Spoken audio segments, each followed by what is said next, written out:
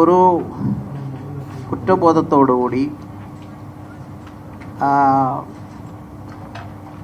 ഒരു വിശ്വാസം നഷ്ടപ്പെട്ട സാഹചര്യത്തിൽ ദീർഘകാലമായി തുടർന്ന് ചെല്ലാൻ കഴിയാത്ത മനോഭാവം, മാനസികമായ പ്രയാസങ്ങൾ അതിലുണ്ട്. കാര്യത്തിലേക്ക് വിവരിക്കുവാൻ ആഗ്രഹിക്കുന്നില്ല. ഒരു കാലത്തും സ്വീകരിച്ചിട്ടുള്ള രാഷ്ട്രീയത്തിനെ ചതിക്കുകയോ അതിനെതിരെ പ്രവർത്തിക്കുകയോ ചെയ്തിട്ടില്ല കഴിഞ്ഞ ദിവസം വരെ.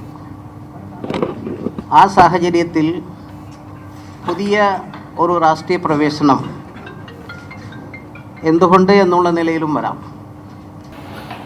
വാതിൽ തുറന്നിട്ടുണ്ട്, എപ്പോൾ വേണേലും പോകാം എന്ന വാചകങ്ങളിലൂടെ പല ധവനകളും ഞാൻ പലപ്പോഴും ആവശ്യപ്പെട്ടിരുന്നു, ഉപദ്രവിക്കരുത് എന്ന്. മാധ്യമ സുഹൃത്തുക്കൾക്ക് മനസ്സിലാക്കുമെന്ന് ഞാൻ കരുതുന്നു. വേട്ടയാടുകയും അവഹേളിക്കുകയും ചെയ്യുന്നു എന്നുള്ള വാചകങ്ങളിലേക്ക് ഞാൻ കടക്കാൻ ആഗ്രഹിക്കുന്നില്ല. പലതും ശ്രദ്ധിച്ചിട്ടുണ്ട്, ഞാൻ അതിലേക്കും കടക്കുന്നില്ല.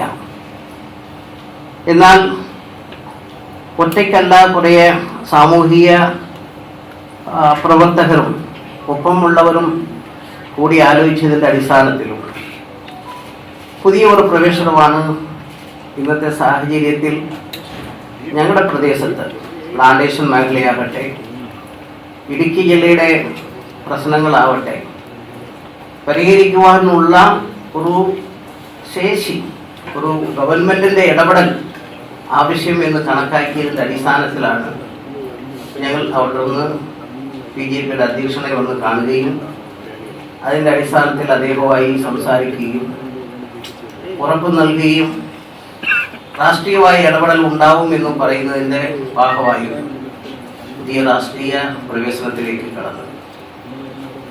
അപ്പോൾ അതിനെ സംബന്ധിച്ചുള്ള വിശദങ്ങളിലേക്ക് ഞാൻ കിടക്കുന്നില്ല, അദ്ദേഹം പറയുമെന്ന് ഞാൻ പ്രതീക്ഷിക്കുന്നു.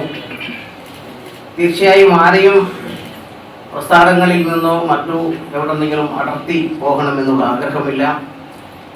പക്ഷെ നമുക്കറിയാം, ഈ പഞ്ചായത്ത് തെരഞ്ഞെടുപ്പിൽ പോലും 10% ഇന്ത്യയുടെ മുന്നണി ആ ബന്ധം കേരളത്തിൽ ഉണ്ടായിട്ടുണ്ട് എന്ന് നമുക്ക് നിഷേധിക്കാം.